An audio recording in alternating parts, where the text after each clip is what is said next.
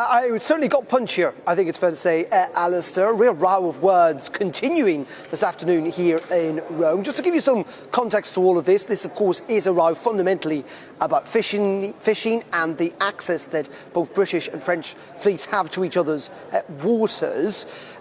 Essentially, the French are accusing the British of not playing game, not providing enough licences to their fishermen. The British are arguing the French are doing somewhat the same and threatening potentially to take legal action. Now, really interestingly, as you say, we know that Emmanuel Macron and Boris Johnson met for 30 minutes here this morning in Rome. It was with no officials involved.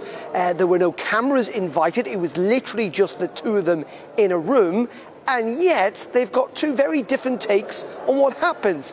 About 2 hours ago in the French press, Alistair, we heard that apparently they had agreed to de-escalate their spat over Brexit and fishing rights, and that the two sides had agreed to try and work out their differences on all of that. Seems quite collegiate, seems like progress had been made, and yet less than an hour later, the Prime Minister's spokesperson told us journalists here in Rome that simply was not the case. In fact, they have issued a statement in which they say the Prime Minister reiterated his deep concerns over the rhetoric emanating from the French government in recent days, including the suggestion, of course, from the French Prime Minister that the UK should be punished from leaving the EU, and are now arguing and hoping, they say, that the French government should de-escalate its rhetoric and withdraw its threats. These threats include that potentially within days the French may well still start looking at cross-border trade between the UK and France, and that could hit some snags. So it's clear from Downing Street they don't think any type of deal was done. Far from it. They want France to go even further. And all this, as you say, while we're in Rome, while we're travelling to Glasgow later today for that climate change summit, this is somewhat, it must be said, overshadowing, I think, particularly Boris Johnson's efforts to get everyone to talk about climate change. And there's little sign, as I say, that this row is going to go away anytime soon. In fact, if the French hold to the word, we could see things ratcheted up as early as Tuesday. Boris Johnson telling me yesterday that he is willing to do whatever it takes to protect British interests. Absolutely fascinating. Perhaps Monsieur Macron has misread the room, with Germany also telling him to cool it, and the EU less than effusive. A quick take on what else you've picked up on the ground at G20. Anything of significance on COVID or indeed on the general global economic situation? Well, first of all, a big announcement late last night in terms of taxation. Essentially, the world's major economies now agreeing that there should be a tax threshold when it comes to corporation tax of around 15%.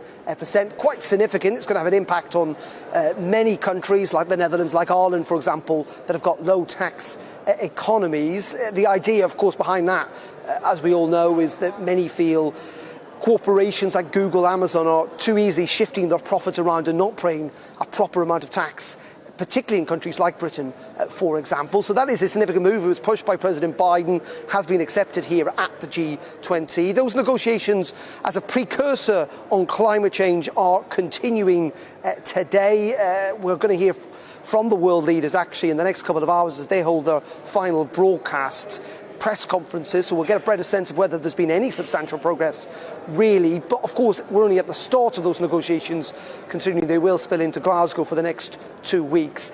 And then on vaccines, again, there doesn't really seem to have been that significant progress on this idea of supplying vaccines from countries like Britain in the West, France, the United States, to sub-Saharan Africa and parts of Asia, which frankly have got pretty poor vaccination rates.